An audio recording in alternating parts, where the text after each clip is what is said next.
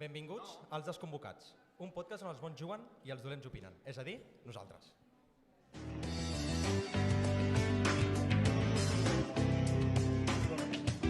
Estàs escoltant la temporada 3 dels Desconvocats.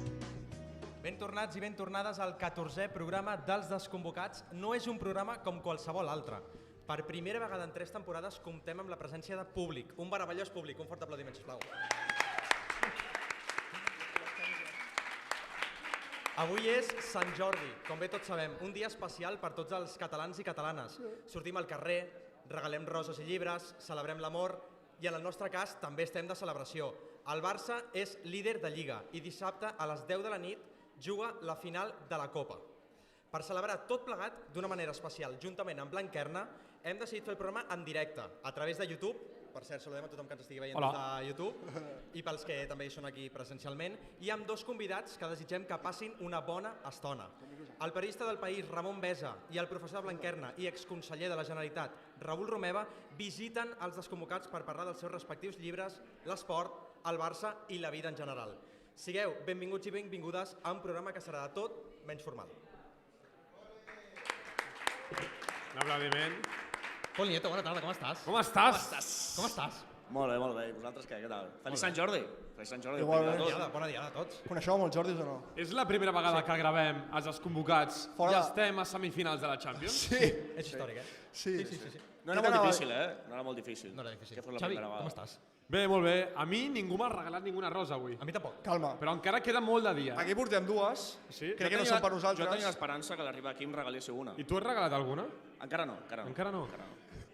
Fem una cosa. Primer de tot, com estàs? Hola, molt bé. Molt feliç perquè Sant Jordi al final és un dia molt important per Catalunya i Barcelona. Sempre que vinc caminant d'aquí, cap a casa, doncs ja em conec una mica el camí. Avui l'aura és diferent. Avui el camí és Feia diferent. goig, avui sí. hi ha aura, al Sí. carrer. Aura. La gent et recluta per intentar comprar roses. Alguns ho aconsegueixen, alguns no. Però, home, dia molt especial. I més amb els convidats que tenim avui, Batalla. Exacte. Anem Dia gros avui, dia gros. Ojo això, eh? Sergi, primer de tot, que quasi m'oblido. Ah, sí. Tenim regals. Sí. Sí? Tenim regals. Algú del públic avui s'emportarà... Avui sortegem 2 entrades dobles per l'obra de teatre La Tercera Fuga, que comença demà, per tant són per demà a les 7 de la tarda, al Teatre Nacional de Catalunya. Déu-n'hi-do.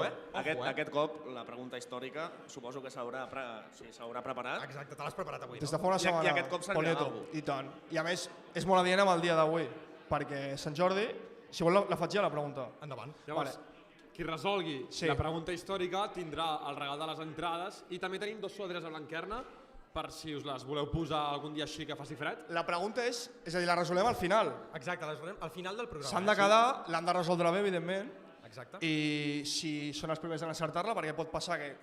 Quina és la resposta? I que sigui incorrecta, si és encertada, s'emporta aquestes 2 entrades per demà. Per demà a les 7 de la tarda. La faig? Home, Endavant. És molt senzilla, eh? Partint de que te l'has preparat fa 5 minuts, serà No senzilla. me l'he preparat fa 5 minuts. Joan, atent perquè pots rebre les entrades. A veure, avui Sant Jordi, com tothom sap. Sí. Atent. El Barça ha jugat molts cops a Sant Jordi. Va haver un gol important, molt històric, que es va marcar el 23 d'abril. Vull que em digueu el gol i el partit. I l'any? I l'any no No pot dir cal. l'any? El partit, O sigui- el rival, és un dia molt important per la història del Barça, aquell gol, aquell partit. Jo diria l'any també, Home, l'any, d'acord, doncs l'any també. Qui l'encerti, la primera, s'emporta aquestes avui 2 nosaltres entrades. no participem. Hi ha un gol el 23 d'abril justament que el va marcar un jugador del Barça. Un i gol l'hem molt d'eliminar. important i que va marcar tota una generació. No direm quina, D'acord. però que Fàcil, sí que és molt aquesta és important per la fàcil. història del club. És molt senzilla. És fàcil, és Molt fàcil. senzilla. Per això li deia al Joan, perquè segurament se la sabrà. Tot i que no aniran a ell les entrades, Joan? Doncs que la gent que estigui present vagi pensant la resposta, perquè si l'encerta s'endú. Ojo, és que al Teatre Nacional de Catalunya, per demà. Després la tornem a fer bé, la pregunta, Vale, perquè la gent se la bon pensi. plan, bon Si plan. per avui no teniu pla romàntic, demà en teniu un de molt bo. I molt bo, Va, anem al primer convidat d'avui. Figura molt coneguda del panorama polític català. Va ser eurodiputat, conseller d'Afers Exteriors i també un dels protagonistes del referèndum de l'1 d'octubre, cosa que el va portar a passar gairebé 2 anys a la presó. Però més enllà de la política institucional, és algú amb una mirada molt àmplia. I avui el tenim aquí no per parlar de diplomàcia o de geopolítica, sinó per parlar del seu darrer projecte, que és el llibre Esport per a tothom, que presenta aquest mateix Sant Jordi. Un llibre que ens convida a repensar el paper de l'esport en la societat, no només com una activitat física o competitiva, sinó també com una eina clau per a la inclusió, la salut o la cohesió, Romeva defensa que l'esport hauria de ser realment accessible per a tothom, pels infants, per la gent gran, i ho fa des d'una mirada molt personal. Per tant, Raül Romeva, endavant. Un aplaudiment ben fort. Per aquí. Endavant. Sigues benvingut, posa't còmode. Moltes gràcies. No saps on t'has ficat, eh? No, ja m'ho temo, ja m'han avisat. Sí, t'han avisat. Primer de tot, Raül, benvingut. Moltes gràcies. Estàs preparat per jugar aquest partit? Bueno, jo intento estar preparat sempre, ara. Depèn del rival, has de canviar la tàctica a vegades al mig partit, això sempre passa. Molt bona. Com prova el dia d'avui? No, un moment tranquil. Suposo que a la tarda sempre s'activa una mica més, al matí la gent fa vida més o menys normal i a la tarda és quan hi ha la bogeria. És que això no va dir, Sant Jordi a casa meva sempre ha sigut dies de tarda. És a dir, dinar i després sortir a passejar per Barcelona. Home, és el que anava a dir. Clar, pel matí la gent treballa i per la tarda... Normalment al matí la gent treballa, llavors és plega a mig Però dia. la rosa, a casa teva, quan s'ha comprat? A quina hora del dia? De moment encara no s'ha comprat. Avui no? No, home, perquè com que el dia és llarg, Sí? si l'has de portar tot el dia carregant i jo arribo tard a casa, jo les compro al final, perquè llavors pateixin menys. Quantes? A casa meva em toquen 5. 5. Sí. Ha provat Raül una mica el micròfon? Així. Ai, perdó. Aquest. Jo, Raül, la vaig comprar ahir a la nit. Malament. No, s'ha aixecat amb la rosa. Exacte, no, anava a dir, depèn de com l'aconseguis, clar.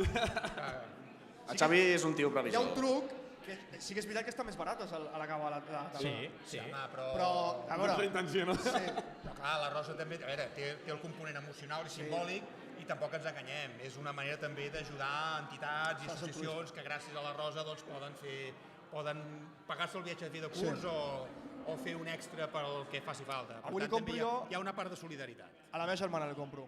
Perdó? A la meva germana li compro. Ben fet. Sí, al carrer París, Ben fet. 163. Aprofito a fer-li Està molt publicitat. bé. Sí. Està molt bé. Anem al teu llibre, Raül, que el presentes un dia especial, avui Sant Jordi. Sí, home, sí. Què et va portar a escriure aquest llibre? Doncs mira, la necessitat de que la gent entenguéssim, primera persona del plural, que l'esport no és una anècdota. Hi ha molta gent que viu l'esport des d'una part banal. Anècdotes, fets i gent, gracietes, que està molt bé, a mi m'encanta. Però entendre o fer entendre que l'esport és central a la nostra vida en tots els àmbits, des del punt de vista social, polític, econòmic, sanitari, educatiu. I per tant el llibre, d'alguna manera, la vocació que té és que entenguem que l'esport és no una anècdota, no com... Quan a vegades parlem amb professors d'activitat física és què fa el professor d'activitat física? És el que entretén els nens al pati quan s'avorreixen. Home, no fotem, fa una cosa molt més important. Doncs l'esport és una mica això, posar-lo al centre i entendre que és un vector que ens agradi més o menys, siguis més o menys apassionat a l'esport, ens afecta a tothom, més o menys, però ens afecta i per tant com el posem al debat des d'una vessant més, per dir-ho així, una mica més divulgativa, més atractiva, més dinàmica. Per tant, entenc que l'esport va lligat molt fidelment a la teva vida. Això sí, jo he fet esport tota la vida, he practicat esport tota la vida, ara sóc pare d'esportistes i per tant, i sóc esportista amateur, màster, jo ja cadascú al seu nivell. Però sí, jo vaig néixer amb l'esport, he practicat esport, sóc descendent, per dir-ho així, genèticament, per dir-ho així, els meus avantpassats també són en l'àmbit esportiu referents i els meus fills han continuat aquesta nissaga, cosa que a casa, òbviament, a casa hi ha els programes d'esport que són Teledeport, Esport 3, les plataformes que estem subscrits a totes les que podem, perquè al final l'esport és 24/7 a casa nostra. I de petit, quin practicaves? Perdó? De petit? Jo vaig començar amb l'atletisme perquè corria, però em vaig trencar molt d'hora i em van enviar a l'aigua. I llavors vaig començar a nedar i de fet pràcticament tota la meva carrera esportiva l'he fet com a nedador. És com en aquesta taula que hi ha molts esportistes retirats abans d'hora, jo crec. Sí, el concepte retirat per això s'ha de matisar. Abdicar. Perquè tu pots canviar. Per lesió, per cansament, perquè t'has frustrat amb l'equip on estàs, però no necessàriament t'has de retirar de l'esport. Et pots retirar professionalment, que és el que ens va passar a alguns, perquè clar, arriba un moment en què tu has de decidir universitat o esport. Jo de l'esport no en viuré, perquè si ets un nedador olímpic i tot, doncs, encara, però al meu nivell, que era normalet, doncs no, llavors has de triar de què menjaré, d'allò, però no vol dir que deixis de fer esport. I el mateix passa en qualsevol esport. Dedueixo, digueu-me agosarat, que veniu del món del futbol. Sí. Correcte. Sí. És que és difícil. Jo és que tinc nas. Alguns més que altres, però sí.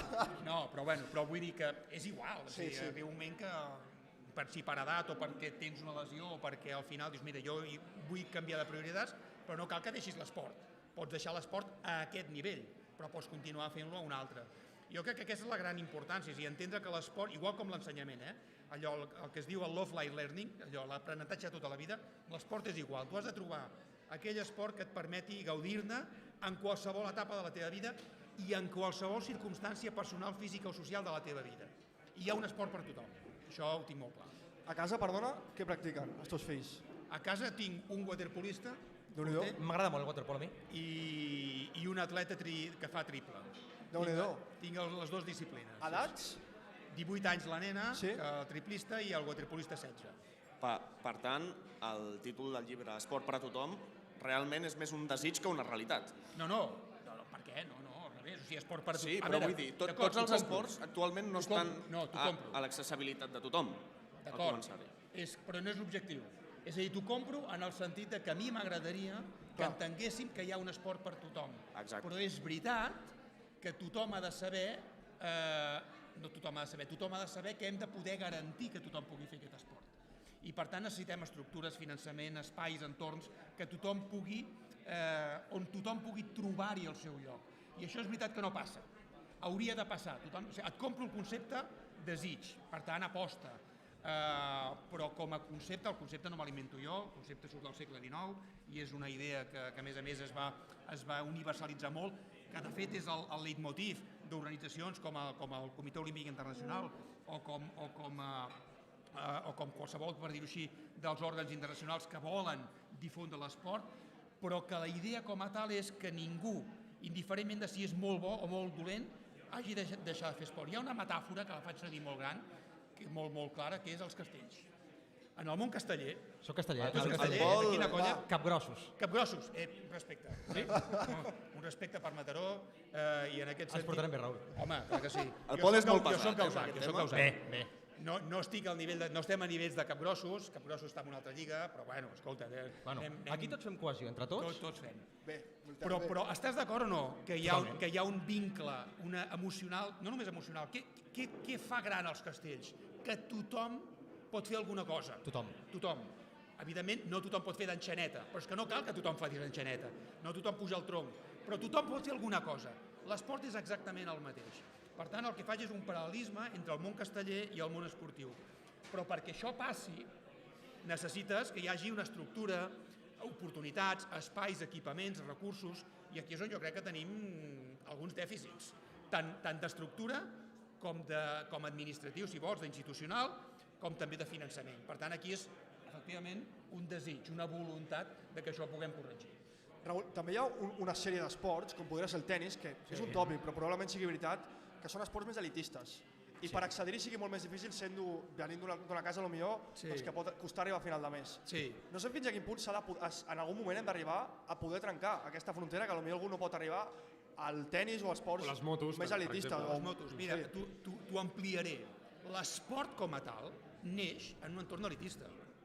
L'esport, el concepte esport, neix al segle XVIII en els entorns de les elits aristocràtiques britàniques. Qui podia fer esport? Qui tenia temps i diners. Perquè la classe obrera no podia fer esport, perquè havia de treballar amb unes jornades laborals i les dones per descomptat. O sigui, això valia pels homes i a més d'una determinada capacitat econòmica i social. A partir de la revolució industrial i de tot el que implica la reforma horària i per tant la jornada laboral de 8 hores, de 40 hores a la setmana, ens trobem que es popularitza i allò que era elitista s'universalitza, primer pels homes i després es va normalitzant també pels tots els gèneres. El mateix ha anat passant amb classes socials i fins i tot diria amb edat, perquè també hi ha un problema d'edatisme. No, és que només pots fer esport si ets jove i estàs bé físicament. No és veritat. Ho has de poder fer al llarg de tota la teva vida.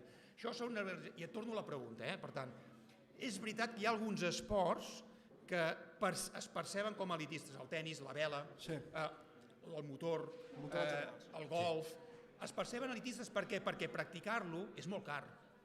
o sigui, és car ser soci d'un club, el material en alguns és més car, hi ha esports, la vela i això que són més cars, però justament per això hi ha una obligació institucional, i jo crec que és bo, que ha de permetre que, indiferentment del teu nivell econòmic, tu has de poder tenir la possibilitat.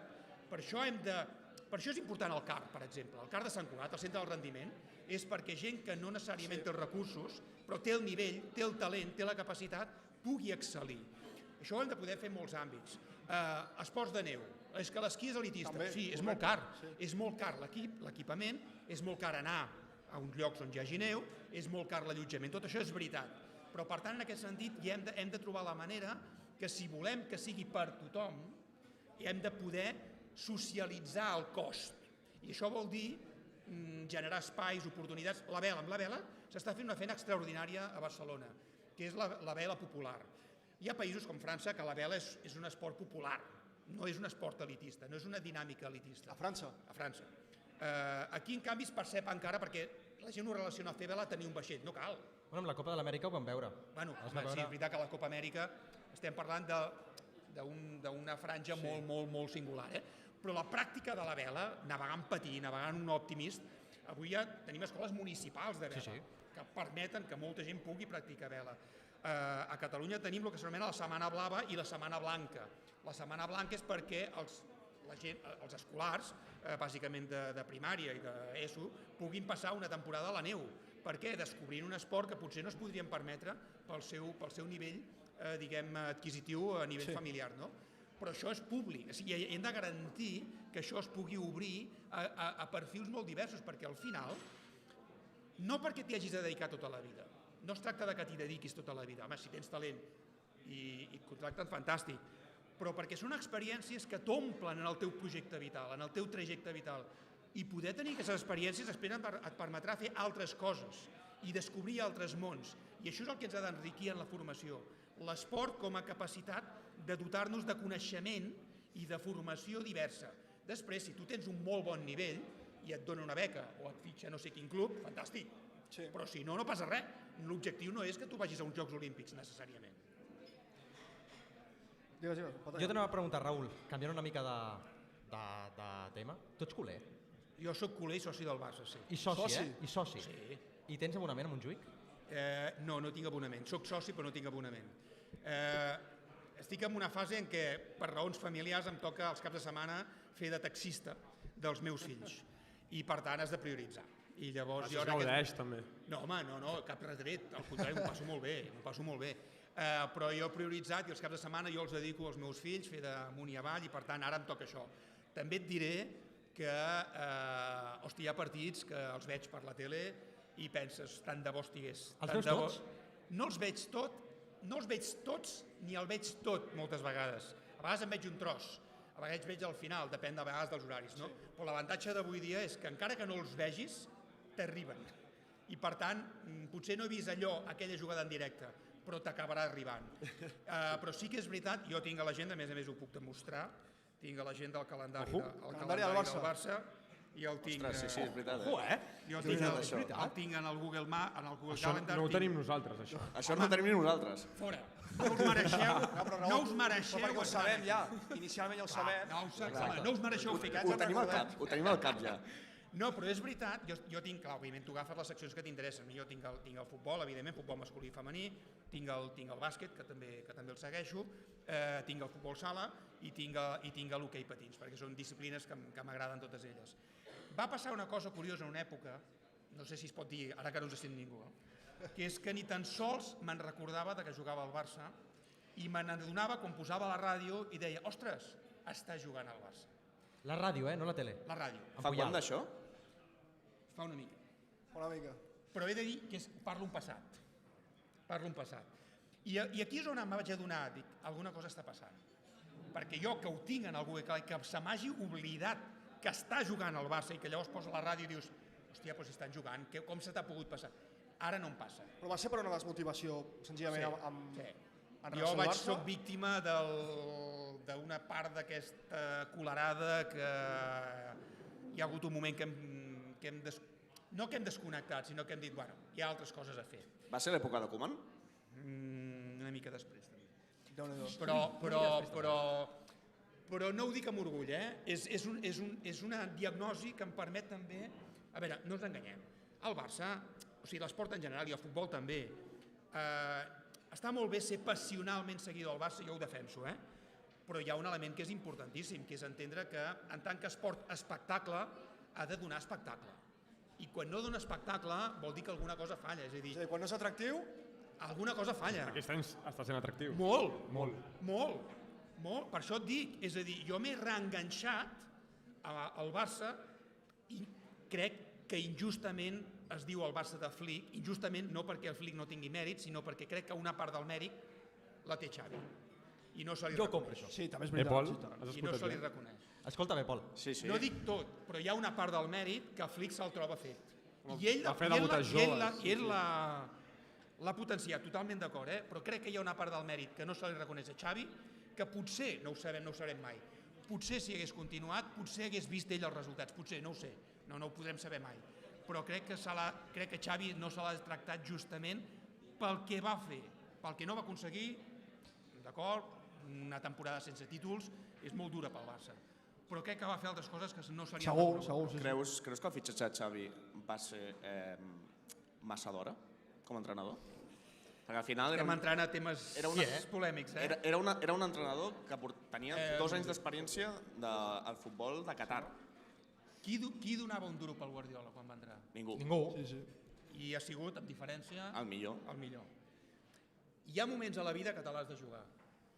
Hi ha moments a la vida que te l'has de jugar i a vegades surt millor, a vegades surt pitjor i també és veritat que a vegades aconsegueixes coses que no tenies previsió. Això es diu serendípia, no m'ho invento jo, és un concepte... Com es diu? Serendípia. Serendípia és quan tu... És igual, ara he quedat fatal perquè és una... No. És una mica repel·lent, això. No, és quan tu trobes una cosa que no estaves buscant. Bueno, el cas habitual de serendípia és la penicil·lina. És a dir, quan tu estàs buscant una cosa i en trobes una altra. És a dir, això és una serendípia. A vegades amb l'esport passa. Tu te la jugues amb algú pensant que trobaràs allò o volent que passi allò i passa una altra cosa.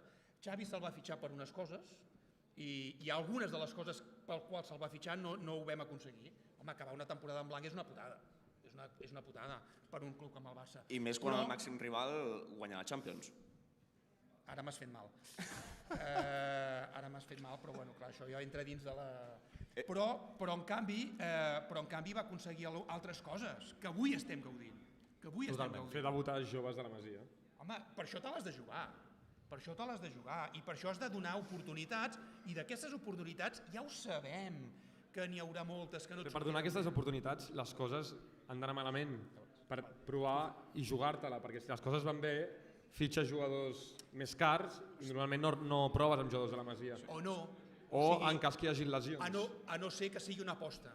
També. A no ser que sigui una aposta. És a dir, jo crec que hi ha d'haver una aposta al darrere també. Pot ser que les coses vagin molt bé, diguis, i malgrat que van molt bé... A veure, és veritat que jo crec que com a entrenador tenir un jugador com el Messi és un avantatge, però és un problema.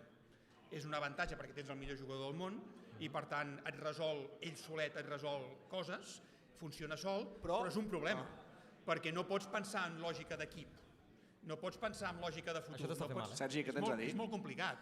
I per tant, jo no sé si com a entrenador, clar, això no ho dic jo, això ho va dir Luis Enrique, Sí. Luis Enrique va reconèixer que quan li van preguntar, escolta, què penses que se'n vagi el Messi? I ell va dir, home, potser finalment podré començar a pensar en com fer un equip. I no és un retret cap al Messi, només faltaria, però és evident que quan tu tens una dependència molt gran d'un sol jugador, et condiciona l'equip. Però això passa amb el futbol i et passa amb qualsevol esport. Jo vinc del món del waterpolo i és exactament el mateix. És a dir, fer un equip és molt complicat, perquè tu has de fer encaixar peces que no sempre són les que tu voldries, i dos, no sempre encaixen totes en aquella posició que tu creus que hauria... I has de fer proves. Resulta que tu et comences a formar com a davanter i acabes sent mig camp o defensa. Escolta, algú t'ha de provar perquè vegin les teves potencialitats. Si et sembla, Raül, també donem pas al nostre segon convidat, que el tenim aquí també amb El que nosaltres. passa que, clar, m'heu fet una mala passada, perquè parlar del Barça abans... No, l'incorporarem. Abans i L'incorporarem durant. també. I hòstia... Parlem del seu llibre també? No és, ara jo un respecte, es pot fer una veneració i una... Oh, i tant, el que vulguis. Ara ho reenganxem, que tinc una pregunta pels dos. Tenim el privilegi també de conversar amb una de les veus per nosaltres més respectades del periodisme esportiu català. Una veu pausada, reflexiva i amb mirada crítica. Parlem de Ramon Besa.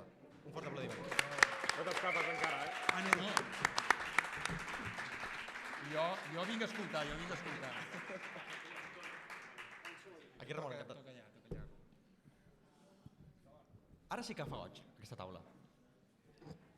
Home, abans també ho feia, Abans que seguir, Ramon, has regalat alguna rosa ja? Sí, jo soc complidor. Sí.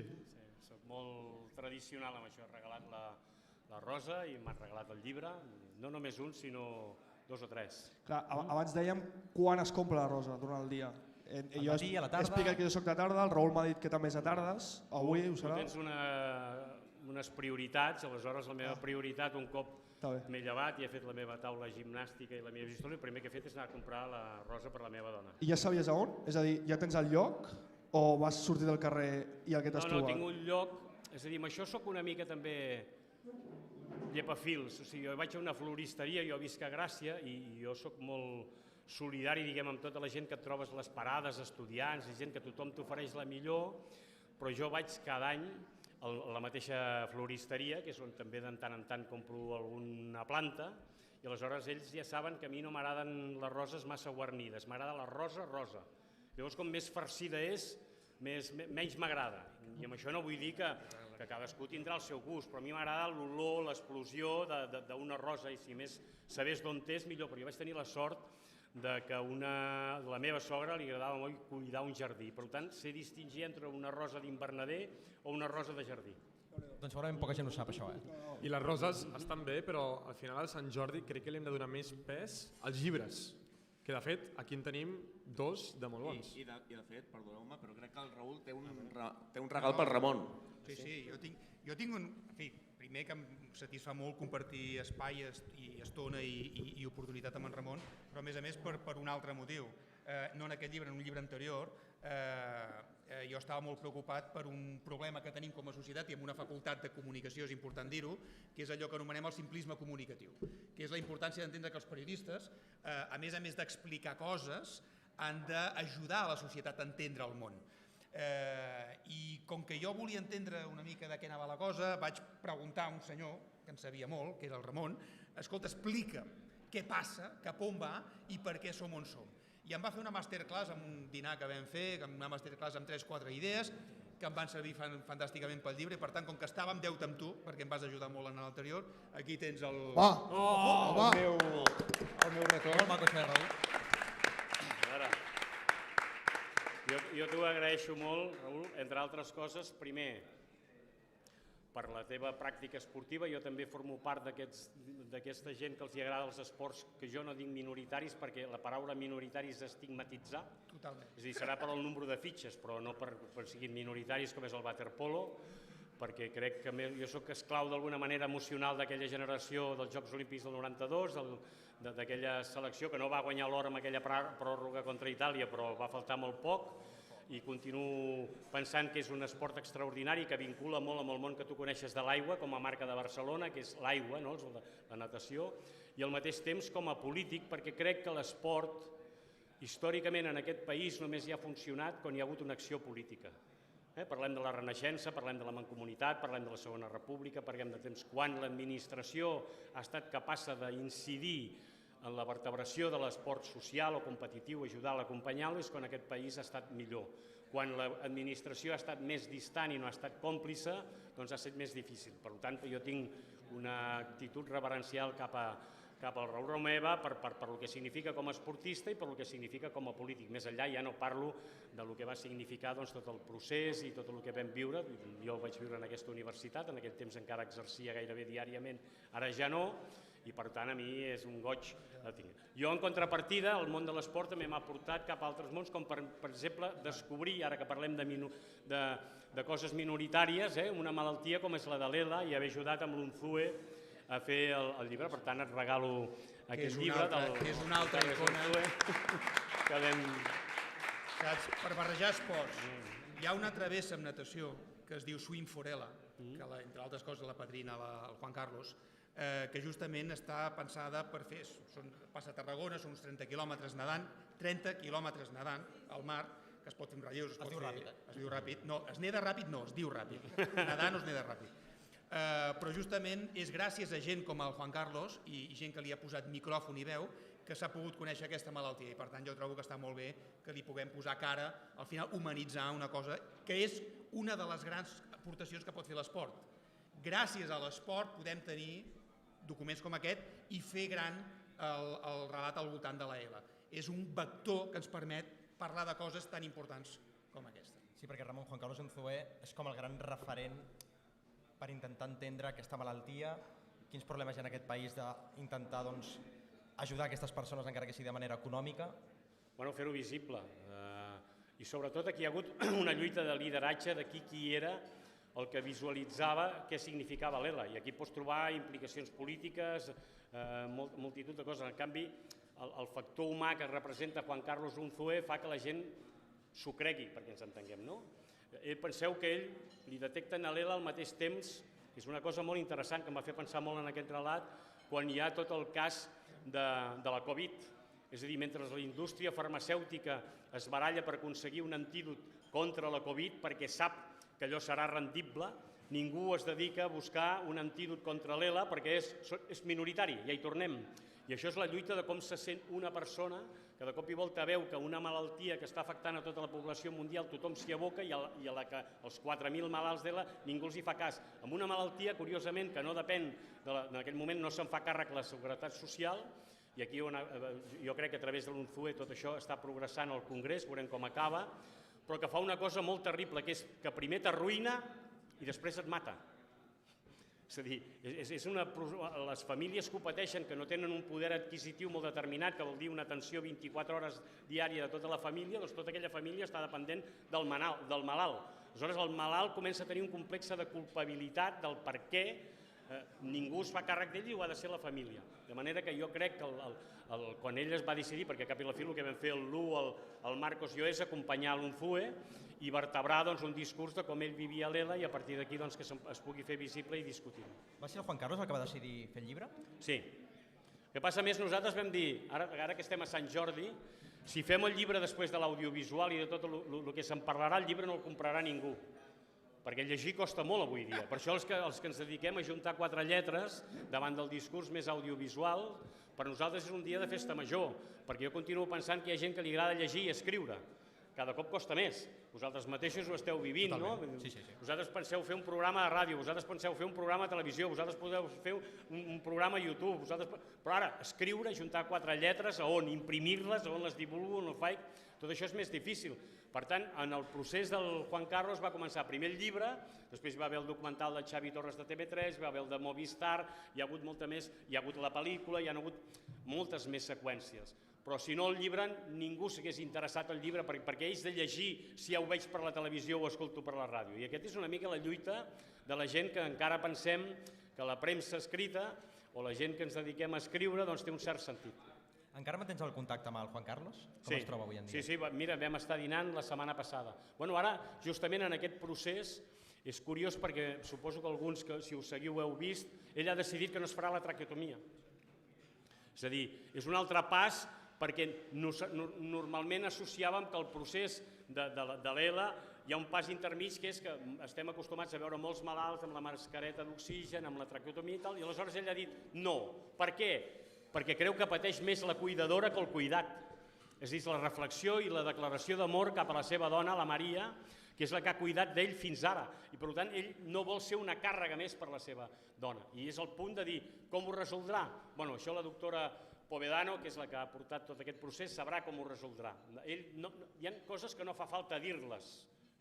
Cadascú se l'imaginarà el que sigui, però el que ell no vol és sotmetre un desgast humà més bèstia del que ha fet a la persona que més estima, que és la seva dona, que ho ha sacrificat absolutament tot perquè ell no li faltés de res, la seva dona i els seus 3 fills.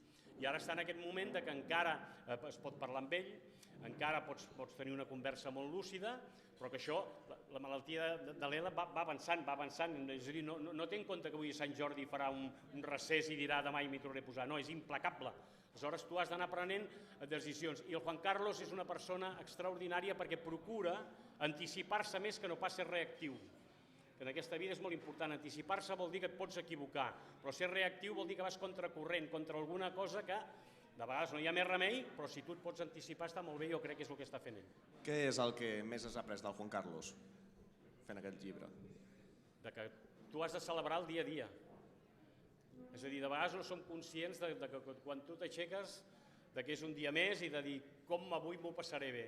Mira, jo tinc un consell de la meva àvia, jo em vaig criar molt amb la meva àvia, soc un nano de poble, d'un poble com Perafita, la meva àvia tenia unes certes limitacions, en aquella època havia patit als 50 anys un ictus, estava mal ferida i aleshores, a més, el seu home, o sigui, el meu avi era un tio de vida, un dia que li agradava estar fora, jugar a cartes, era un bon vivant, diguem. Per això a casa meu sempre teníem por que no em van dir aquest es fotrà periodista, no arribarà enlloc perquè serà com el seu avi. I em diuen que sóc com el meu avi. Però estem parlant d'un món pagès. Aleshores, la meva àvia, un dia li vaig preguntar com s'ho feia per estar tan contenta sempre, perquè ella estava ferida, tenia unes limitacions, l'àvia era com era, i em va dir, mira Ramon, perquè quan apago el llum del llit, quan me'n vaig a dormir, sempre penso que hi ha un minut del dia que em hauria sabut greu perdre-me'l. Si aconsegueixo que el lloc d'un minut és una hora, ja ni t'explico. Si el lloc d'una hora són dues, sempre procuro aplicar-me això. És a dir, el dia més punyetero, el dia que teniu un examen, el dia que us discutiu, el dia que us trenqueu amb la parella, el que sigui, busqueu aquell minut de dir, mira, avui m'ha passat una cosa molt grossa i tal, però em hauria sabut greu perdre-me'l perquè aquell minut no té preu. I això és una mica la lliçó de vida que aprens en casos com l'Unzue o amb la gent que està en una situació d'aquesta que et sents vulnerable, que et sents fràgil i esclar, en qualsevol moment la teva vida pot donar un tomb que tu no controles per la causa i el que has de fer és no renunciar a aquest minut d'estar content amb els teus, amb la teva gent i de disfrutar-ho. És una història molt interessant i el Juan Carlos no ha parat de donar-nos consells de vida. És una malaltia que al final és a sempre, però curiosament ara s'ha donat a conèixer i ha donat visibilitat. Et volia preguntar en això, tant a tu Raül com al Ramon, quina força té l'esport i quina força té el Barça per poder visibilitzar a nivell mundial una malaltia tan poc coneguda com era fins ara? Mira, avui en dia, ho he dit en algunes altres ocasions, però el Barça és una icona, això ho sabem, però és que jo que he tingut ocasió de viatjar una mica pel món ho he vist molt fàcil. Al president de la Generalitat se li obren poques portes i algunes costa molt. El president del Barça té el món obert a tot arreu. És tan senzill com això. És a dir, el Barça ha aconseguit ser un referent en molts àmbits, no sempre amable, perquè hi ha molta gent, òbviament, que li té tírria, però és, per dir-ho així, una via d'entrada a molts espais que altres entorns no poden fer. Si en lloc de ser... Deixa'm fer un paral·lelisme, parlant dels Jocs Olímpics del 92, amb el tema de la sida. Quan es va detectar la sida el Magic Johnson. En aquell moment, òbviament, la sida era una cosa, per dir-ho així, es plantejava una cosa de gent marginada, de gent, desviada. Qui va posar al debat, o una, no qui, però una de les persones que va ajudar que la gent entengués que la sida era una cosa molt important va ser Magic Johnson. Per què? Perquè l'esport té una potència comunicativa que poques altres disciplines tenen. Per desgràcia, i és una merda, és així, per desgràcia, si no hagués sigut l'Unzue, possiblement no estaríem parlant de l'ELA com estem parlant avui. Hi ha molta gent que l'està patint, però el ressò que té que sigui ell un esportista i que sigui del Barça li dona un impacte, li dona un ressò que altres disciplines no tenen. La pregunta és, això està bé o malament? Ni està bé ni malament, és així. La pregunta és com podem fer que sigui en positiu? Com podem utilitzar això a fi de bé? Com podem fer que molta gent que pateix aquesta malaltia, aquesta o la que sigui, pugui veure que de fet és la pròpia missió que el mateix que Juan Carlos es va plantejar en el seu moment. Quan ell va decidir ser portaveu, ell hagués pogut passar discretament, però va dir no, m'ha tocat a mi i jo vull ser el portaveu d'això. Jo vull posar la cara, perdó, estic mirant cap allà. Tranquil. Jo vull posar la cara i jo crec que això l'honora, perquè ell hagués pogut viure aquest procés d'una altra manera completament diferent. I ha decidit fer-ho d'una manera de dir, jo sé que tinc uns altaveus, el micròfon, aquesta eina, és màgica. Ell les té, molta altra gent no la té. I el fet de disposar-ne, diu, pensa ell, pot ajudar altra gent, i ho ha fet. Per tant, la pregunta és, si això és així i ho veiem, i li torno la pilota a en Ramon, per què ens costa tant institucionalment entendre-ho i posar-lo, l'esport en general, al centre del debat perquè ens permeti fer, entre d'altres coses, coses com aquesta. Que no calgui un Unzué, que no calgui un Ramon Besa parlant de l'Unzué per poder parlar de la potència que té, sinó que això sigui una cosa molt més natural. I ara et passo la pilota. Bueno, en això encara tenim la sort que el Barça, al igual que l'Atlètic de Bilbao, l'Osasuna i el Real Madrid, encara d'una forma més dissimulada, no són societats anònimes esportives. Quan una entitat forma part ja d'un grup inversor, els grups inversors només els preocupa la imatge de marca i l'expansió de la marca Barça. Aleshores, en el cas del Barça depèn també de la sensibilitat de la gent que dirigeix el club. No és el mateix una directiva de Núñez que una directiva de Laporta, no és el mateix una directiva de Gaspar que una fins i tot de Rossell, és a dir, hi ha molts matisos. I aquí jo crec que és molt important el paper de la força social, dels socis i de la gent que se sent content amb una cosa que el Barça no ha d'oblidar mai. Hi ha molta gent que no li agrada el futbol i és del Barça.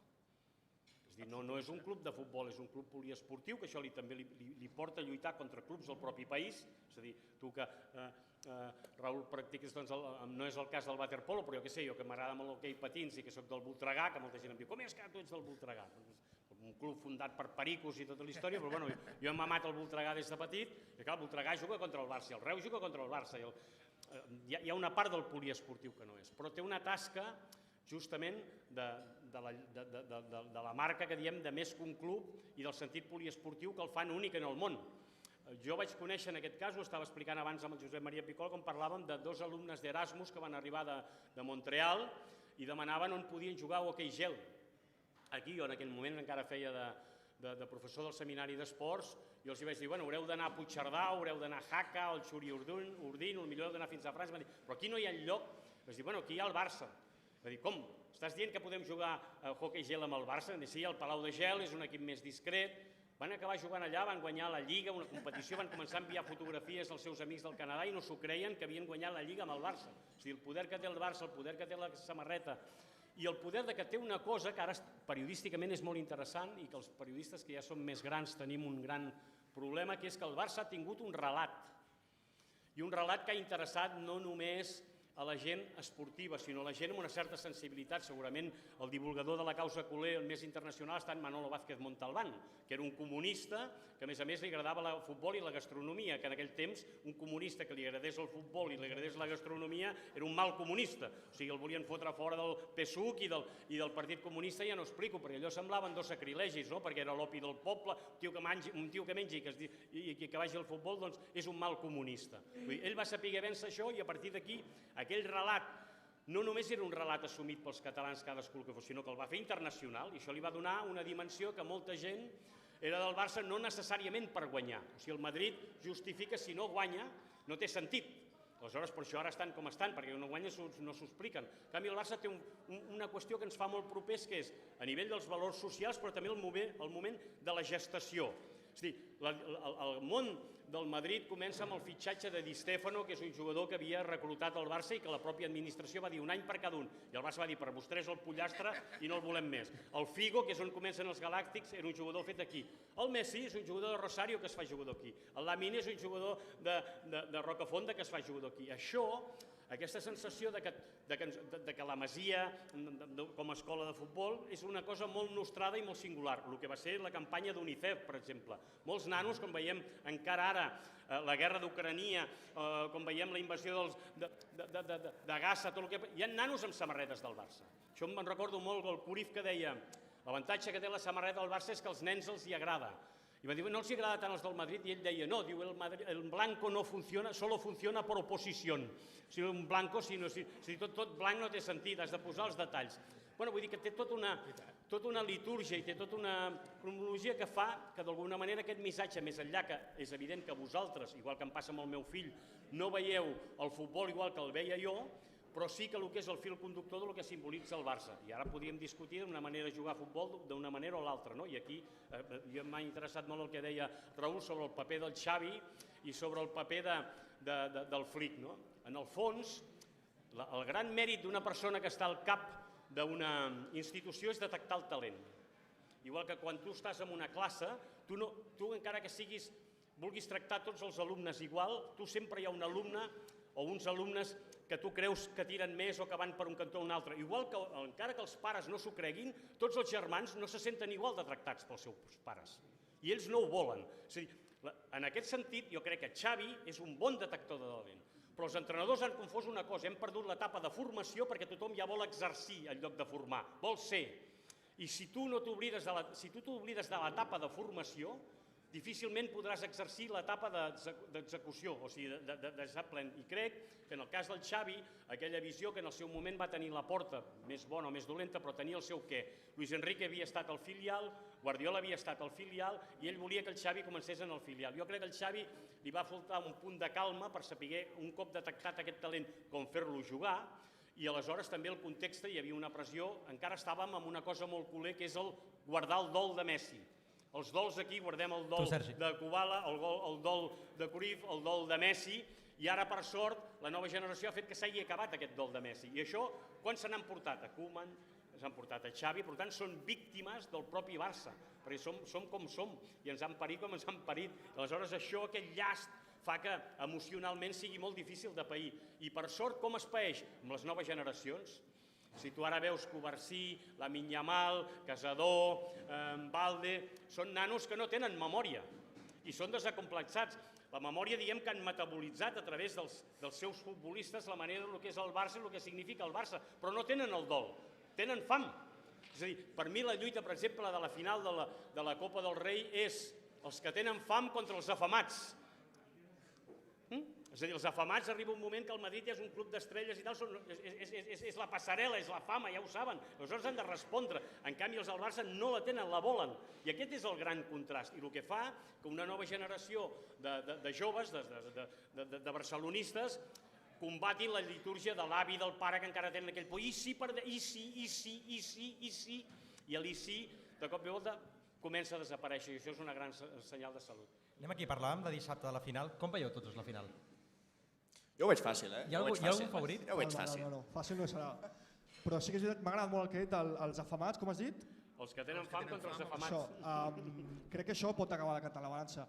I el que comentaves del Madrid, que si no guanyen no és la raó del club, la raó del club, perdona, és guanyar, crec que és la gran clau el com està enfocant el Barça la temporada, perquè tu comentaves, o ho comentàvem tot en general, el tema de que no hi ha memòria, perquè són tots adolescents o joves, o que no tenen aquest precedent del Barça al principis del segle XXI, o que nosaltres tampoc tenim, perquè també som molt joves. Jo crec que la clau del Barça també aquesta temporada passa per construir aquest propi relat propi, del propi Lamine, el propi Covarsí, el propi Valde, els que dèiem, no? I hosti, és molt bonic veure com aquesta gent que tenen a la nostra edat, repeteixo, puguin arribar a, veurem si guanya el triplet o no, però sense aquest context, que crec, una altra cosa, és més que necessari, perquè passa molt a la nostra generació, i ara me'n vaig, que no som conseqüents amb el que hem sigut, o s'ignora la història del propi club. Però mira, hi ha un detall, si em permets ara, un dels signes de distinció que s'ha dit sempre del Barça d'aquest any és que és un equip que vola. Per tant, té molta velocitat, té molta intensitat, té molt físic. I aleshores tu dius, la força i la velocitat té un límit. Sí o no? Quins són els jugadors que marquen la diferència? Pedri. Els que tenen talent perquè no tenen límit. Pedri i Olmo. Això és un signe de distinció que és molt difícil de vegades de veure, però això és el que té el Barça, és a dir, el Pedri és un jugador que sembla que limita, té força, sí, que la té, té velocitat també, però té un talent. L'Olmo, el gol que fa justament ahir, quan no hi havia manera de foradar la porteria del Mallorca i de fotre un gol, ell té un punt de calma, un punt com un moment si tot es parés per fer el gol. Vull dir que és un equip que té aquests matisos tan culers. Nosaltres, els que hem viscut una mica la història del Barça, sense talent no es guanya ni con cojones, ni con la casta, ni con la ràbia, ni tot això que jo ho emparento més a un discurs de Vox, o un discurs que jo crec que ja ha tronat i suat. De vegades l'estètica et perd, el que vulguis, però és el gust d'estar en un futbol modern, que és molt físic, però al mateix temps que els que marquen la diferència són els que tenen el talent. Jo crec que has dit la clau, i és que el Barça, a diferència del Madrid, aquest any és un equip. Crec que el Madrid... Moralitat, sí. Sí, crec que el Madrid té massa talent, però hi ha moltes individualitats, molt d'egocentrisme també, i crec que el Barça ha fet una pinya, és un equip, i crec que tots tenen la mateixa gana i l'ambició de guanyar coses. Ramon, tu que vas escriure també el llibre d'Iniesta amb el Marcos, quines coses li veus a Pedri d'Andrés? Jo crec que ell que ha metabolitzat parts d'Iniesta, parts de Xavi, i jo diria ara que fins i tot està a punt de metabolitzar les de Busquets. Però la que li falta, jo avui parlava amb el Tonono. Tonono és l'entrenador de les Palmes que el va descobrir. I quan jo parlava amb ell li vaig dir què li havia vist quan el Pedri va estar a punt de fitxar pel Madrid. Al final no va fer les proves i va fitxar pel Barça, perquè en aquell moment el Pepe Mel, que era l'entrenador del Pedri, el va recomanar al Madrid. I en canvi el Tonono, perquè havia viscut una etapa aquí a Barcelona, el recomanava al Barça. I jo vaig recomanar al Barça i vaig dir, i el podeu fitxar ja. Per què? Perquè és un jugador que gira. O sigui, tots els centrecampistes del Barça no reben mai ni de cara ni de cul. Reben sempre de perfil. Si tu no gires no pots jugar al Barça.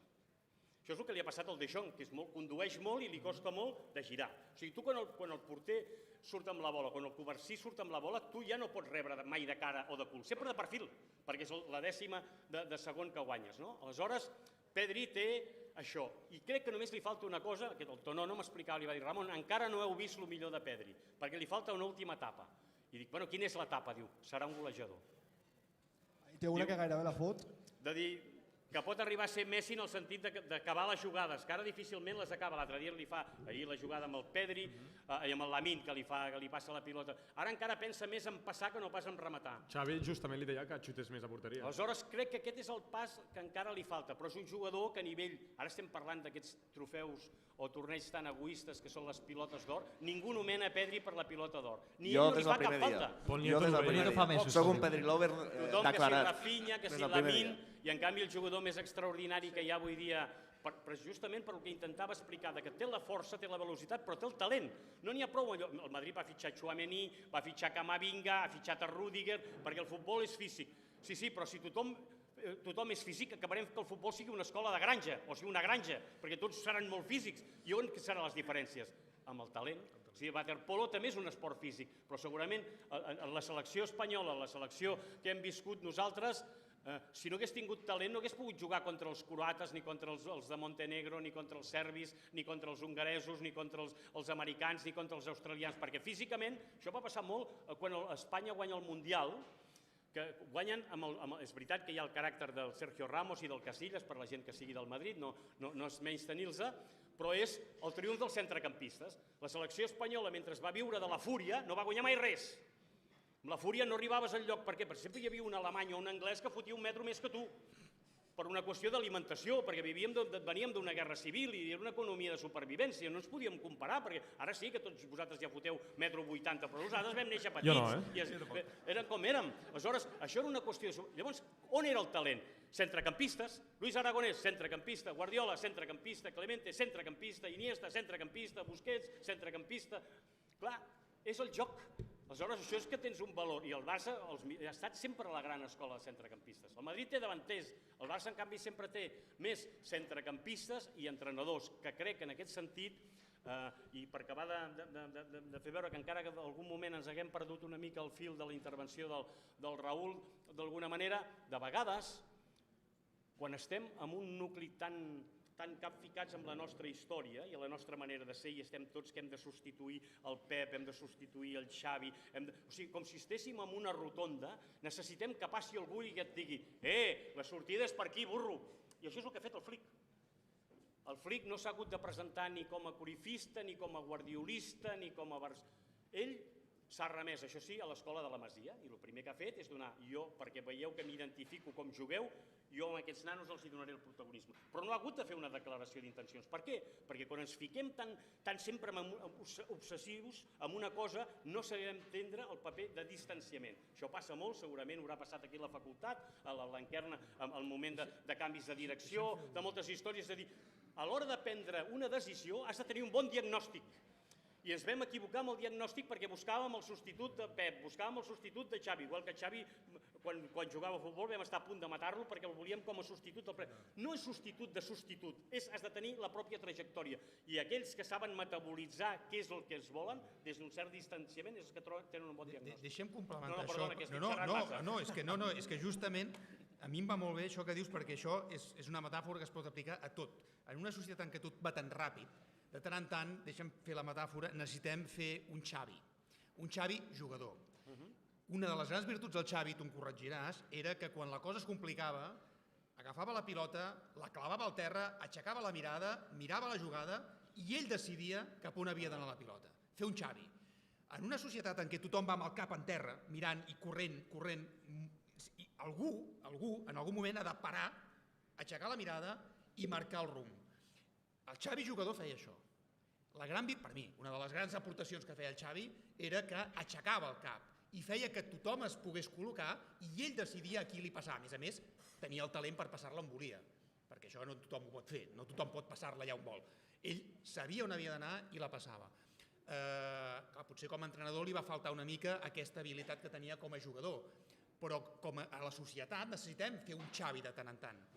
Pilota a terra, aixecar la mirada, veure on està tothom, que tothom es col·loqui on ha d'anar i llavors passar la pilota.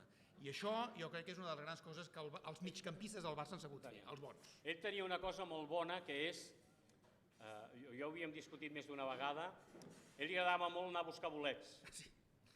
I encara crec que li agrada, no? Com el Chesney? No. A buscar rovellons, bromoses, llanegues o com es diguin. I jo discutia, què vol dir això? Que se sabia orientar al bosc. Per tant, també se sabia orientar en un camp de futbol. I ell orientava el joc. Això va ser un gran dels mèrits que va tenir el Luis Aragonès en la part de la selecció i aquí un altre entrenador que tenim oblidat, que era Frank Rijkaard, que era un humanista extraordinari. La gent no se'n recorda gairebé del Rijkaard, com de dir, bueno, passava per allà. Rijkaard va possibilitar. És molt difícil de vegades que trobis un entrenador que possibilités tot allò, no? Aleshores, ells d'alguna manera van fer que el joc del Barça tu has de decidir per on surt. Moltes vegades va dir, no, el joc surt sempre pel mig centre. El Barça es va començar a inventar el mig centre des que va arribar a Cruyff, el 88, i el partit contra l'Espanyol va fer jugar un tap de bassa que ningú sabia d'on venia, que es deia Luis Milla, que el primer que va fer va ser fotre-li una hòstia a l'Orejuela i que van marcar una falta perquè era un tio que era kamikaze, no? Després va passar el que va passar amb el Milla. Però aleshores els rivals van dir, ara el que hem de fer perquè el Barça no evolucioni és marcar el 4, fer que el joc no surti aquí. I de cop i volta el futbol es va anar esponjant i això és el que van fer, quan l'època de plenitud et podia sortir per Iniesta, et podia sortir per Xavi, et podia sortir per... Llavors el mig centre podia ser més defensiu, Edmilson, Márquez, podia ser més ofensiu, Guardiola, podria ser un compendi Koeman, i això és el que li ha donat la riquesa del Barça. Per tant, el primer que va assentar tot això és veritat perquè ho va fer des d'una posició de volant, no del mig centre. El Xavi juga des d'una banda, en lloc de matar-lo com a substitut del Guardiola, es posa un cantó i des d'aquell cantó és on s'orientava tot el joc. Em perdó, sé que és una putada la pregunta que faré. Una què? Una què? Però tancarem, perquè ens toca tancar ja, amb aquesta pregunta. Guanyarem el triplet? Ala. Hem de somiar? I tant, no? Puc contestar com crec que s'han de contestar aquestes preguntes? Endavant. Esclar que sí. És a dir, el primer per aconseguir les coses és creure-hi, és voler-ho.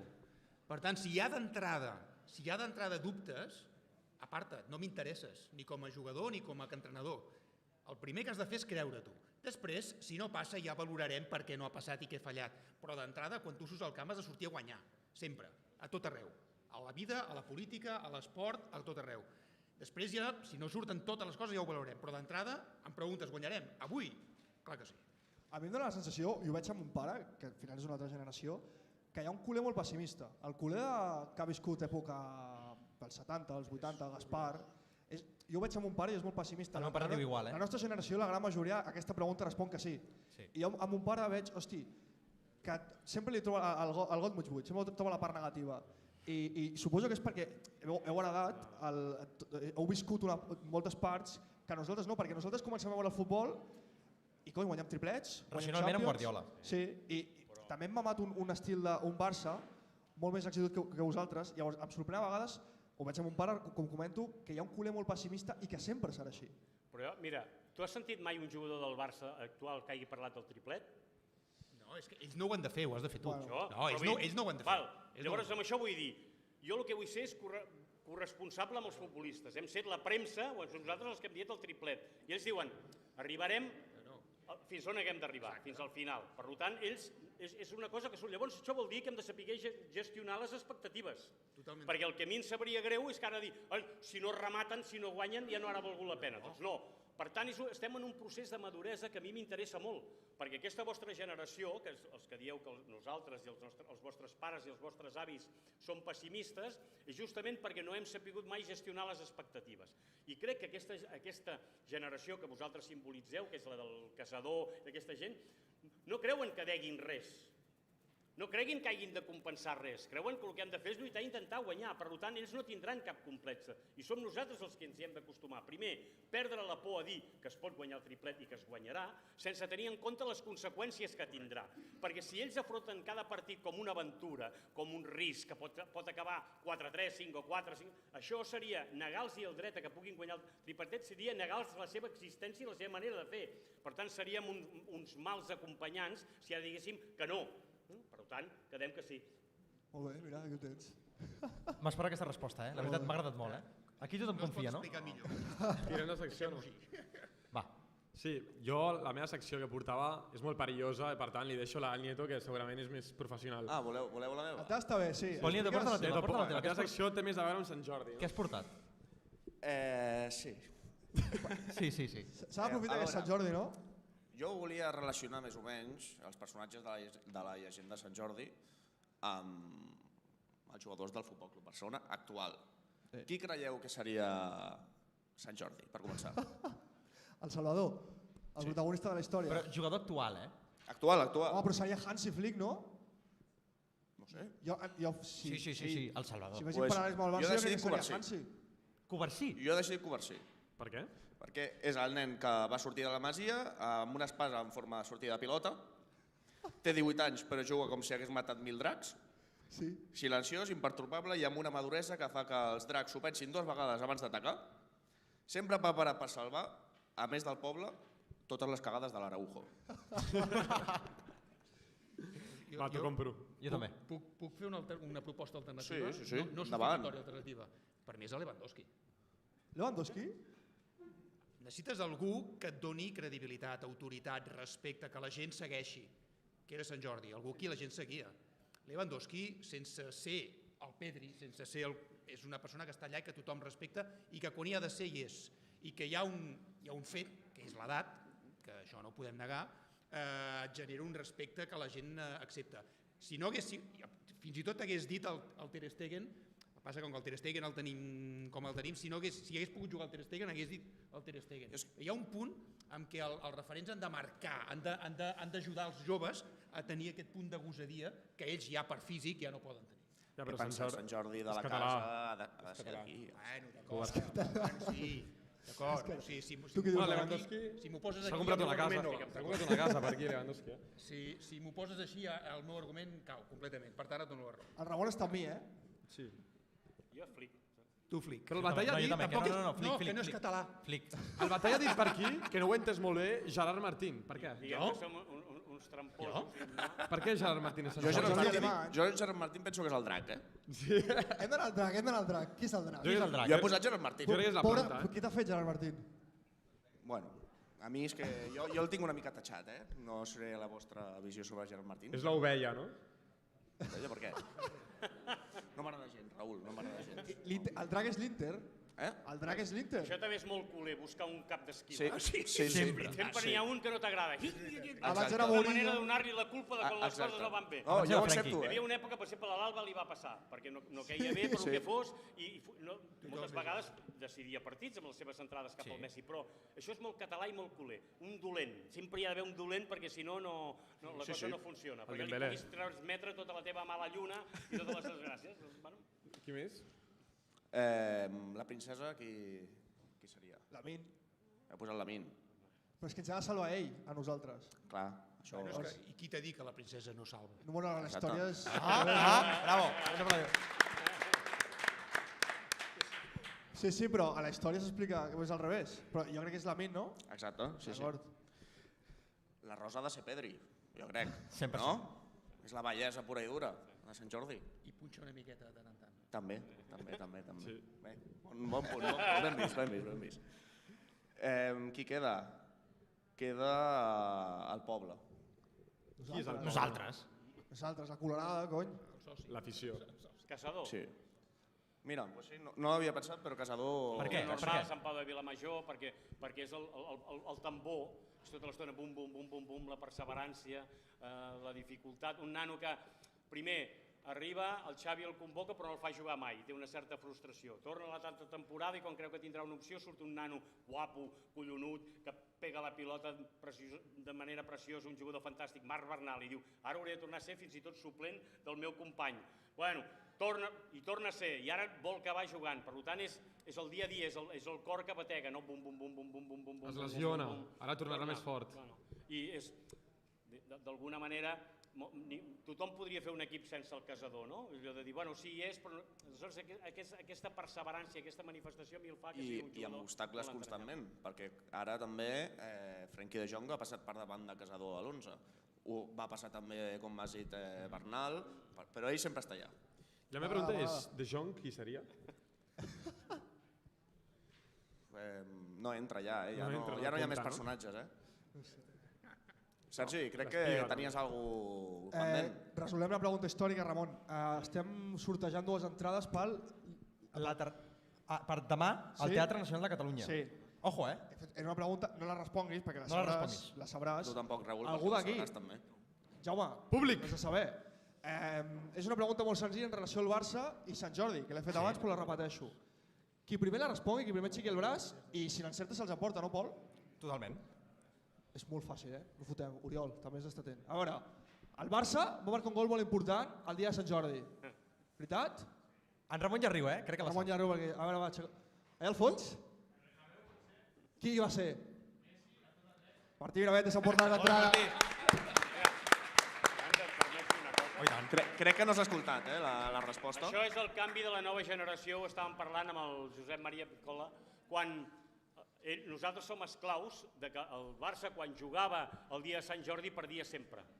Sobretot des que la Copa d'Europa, el 73-74, el 74-75, quan el Barça guanya la Lliga, a la semifinal juga contra el Leeds United del Willy Bremer, un dels equips més fantàstics. I de Rafinha. I el dia de Sant Jordi el Barça empat aquí 1-1 amb un gol de Manolo Clares i un altre de Peter Lorimer del Leeds. I aquell dia, jo que tenia 18 anys aleshores, vaig pensar que no hi podia haver mai un dia de Sant Jordi bo pel Barça si ens eliminaven d'una semifinal de la Champions, de la Copa d'Europa. El Leeds es va eliminar, havíem quedat 2-1 a Elland Road amb un gol d'Asensi de falta, encara me'n recordo. I aleshores, què ha passat? Que va Messi al Bernabéu 2-3 i dius, bueno, Sant Jordi, per què tenia jo aquell complex de que el dia de Sant Jordi era fatalista? Un motor més per creure en la joventut de que les coses canvien i canvien. I deixa la mítica foto ensenyant la samarreta al Bernabéu. Sant Jordi és també Que, per cert, ahir el director del Museu del Barça em va dir que aquesta samarreta del Messi l'està buscant el Barça perquè la veuen al museu. I es veu que el Barça... La té ell segur. El Barça no la té. La té ell seguríssim, cony. Què va marcar? Sant Jordi està més amb Messi, estem d'acord, doncs? Sí. Bé, ja està, tu. Sí. Celebrem Messi sempre. Sempre és un bon dia per celebrar Messi. Per tant, Martí? Sí. Demà a les 7 de la tarda. Amb qui aniràs, si vols venir a respondre? Vine, que vull que responguis. Ja tens acompanyant? Un aplaudiment, sisplau, pel Martí. Enhorabona, Martí.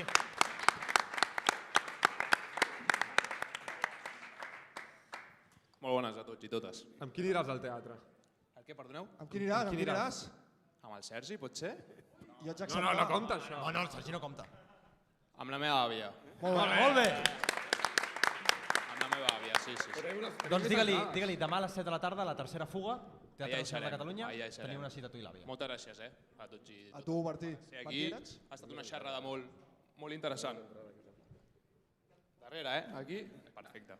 Què hem de fer? D'acord. Que estàs en directe. Estic en directe, hòstia, no ho sabia, això. M'agrada el directe. Doncs això, felicitats, Martí. Gràcies. Sergi, tenim una altra pregunta? No, ja no. No hi ha més preguntes? No, perquè hem de sortejar per les xarxes. Sí, tenim una altra entrada doble per una altra persona que vulgui anar amb la seva afortunada afortunat. Per tant, Xarxes socials. a través de les xarxes socials farem una pregunta, bastant difícil. Aquesta era molt fàcil, Més difícil. Tu, Raül, la sabies? Em sonava... Me l'hagués jugat, però me l'hagués jugat. És que aquest gol el tinc molt marcat, jo. I tot i el gol perdem la Lliga, però bueno, el dia de Sant Jordi va ser mal. Que pessimista, Farem la pregunta ara, quan acabi el programa, i qui la respongui, que ens passi les dades i ho tramitem i demà podran anar a gaudir de la cultura catalana. Molt bé. Bon episodi, Batalla. Ben episodi. Raül, Ramon, gràcies per venir als Desconvocats. A vosaltres. I gràcies a tot el públic per venir. L'últim episodi vam tenir 0 espectadors, ara en tenim més, llavors anem millorant i us esperem a la propera, que muntem alguna cosa així semblant. I ens veiem la setmana vinent als Desconvocats, un podcast on els bons juguen i els dolents opinen. Gràcies a Ramon, gràcies a Raül i gràcies a Blanquerna. La temporada 3 dels Desconvocats.